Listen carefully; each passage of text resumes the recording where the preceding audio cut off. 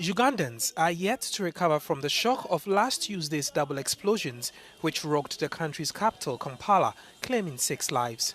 Police described as a coordinated attack by extremists opposed to the government. Yesterday's events were very shocking and totally uncalled for. As you know, Ugandans are normally peace-loving people, and one of the things which the government had achieved was really guaranteeing us sleep, where we can go to sleep and do other things.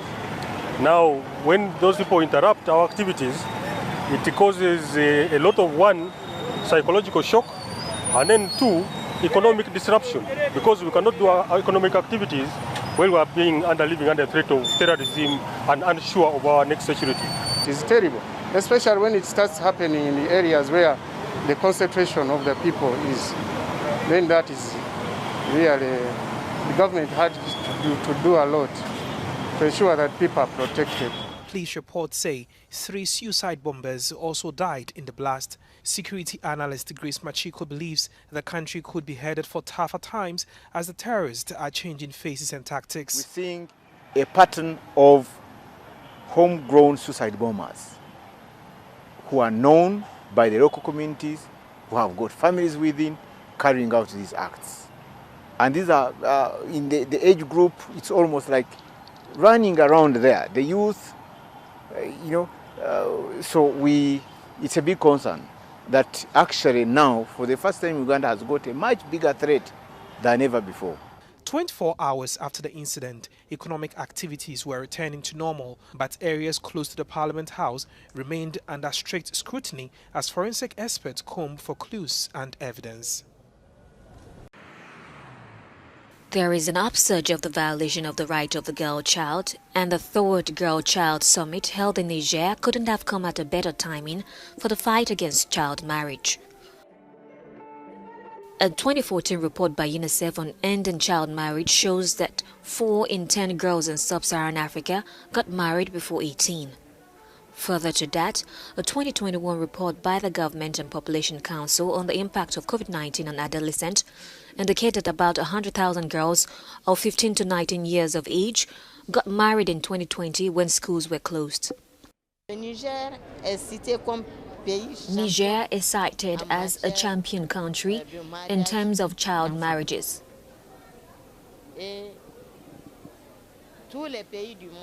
And all countries in the world are watching this situation, which is undermining our society. The rate of early marriage has risen from 75% to 76.3% today. Lack of proper sensitization on the policy frameworks among duty bearers and the general population makes it difficult for girls and communities to act against child marriage. Teenage pregnancy is one of the reasons child marriage happens. Governments are being urged to provide youth-friendly services where young people can access reproductive health services. We need to sensitize parents and young girls so that they don't get involved in promiscuity. Because sometimes even promiscuity leads to that, and parents say they have to marry them off by force and against harmful practices too. And now the state must also adopt prohibition laws to stop these practices. My message to parents and the state is that they should do everything to enroll girls in school because a girl without education is imbalanced.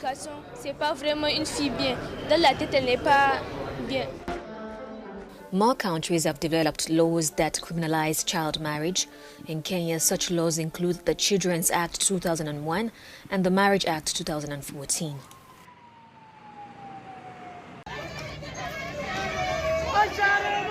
Ten people have been shot dead and many wounded as thousands of Sudanese protested against last month's coup in Khartoum and other cities on Wednesday, according to a pro-democracy doctors' union.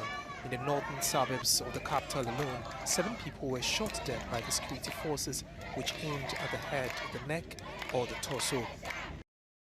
Since the military takeover on October 25, more than 34 people, including 3 teenagers, have been killed and hundreds injured.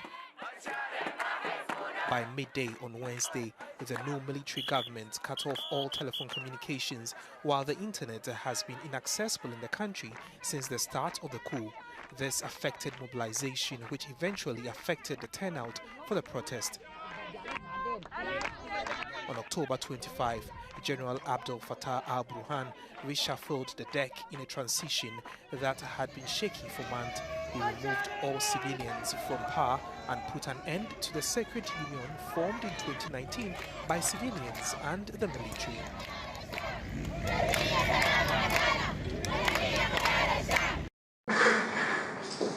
The importance of digital transformation in creating quality jobs and the economic recovery of post-pandemic African countries.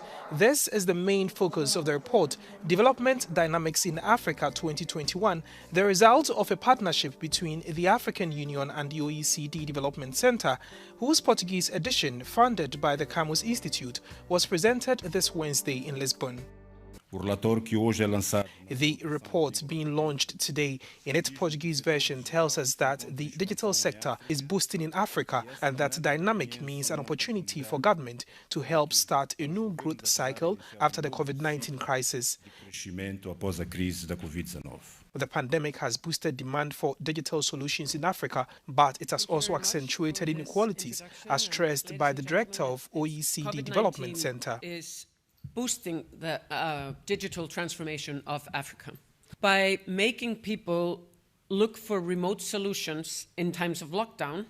The COVID-19 crisis is actually accelerating the digital transformation, but it also unfortunately deepened inequalities within African societies and prevented an equal share or equal sharing of the benefits of this revolution. In addition to taking stock of the impact of the crisis on the African continent, the report offers recommendations to African government and companies on public policies and the sharing of best practices to boost recovery and job creation. Over 200 children of refugees in Johannesburg, South Africa, are still waiting to be placed in a state school. The South African Refugees Act provides the right to asylum seekers and refugees to work and study. However, this Mozambican mother of 4 says she struggled to get her children placed in a state school since 2002. Ukungena kwabo esikolo ngithathe isikhathi ukuthi bangene esikolo and bangene late ngoba ngingazama ukubafunela ikolo ezila eduze bangathathwa ngenxa yokuthi abana ama birth certificate. So next year inkinga ikhona futhi still ayingakapheli ngoba ayafuneka lama birth certificate. To keep the hundreds of some of the refugee children busy as they wait to access state schooling, non-profit organization 326 based in Johannesburg provides an afternoon bridging education program. The organization says there are a number of hurdles that bar children from admission. There are a number of hurdles for registration. The one is that they don't necessarily have all their South African documents, and that is a hurdle. The other big hurdle is the online system, because people have to key in certain information and they don't always have all that information available. This Burundian migrant, now a qualified teacher in Johannesburg, says the process of accessing the South African public school system was dehumanizing. Initially, my mother wanted to enroll me to a government school, but she ended up looking for schools, and I got rejected after realizing that I did not have the right documents. And so initially I was going to stay at home, so it took a pretty long time to start learning as a young child. Even though organizations like 326 say they've got over 200 children of refugees still waiting to be placed in a government school, the Department of Education responded, saying no child should be on the waiting list. Wandiswan Dengendo, Johannesburg, South Africa, African News.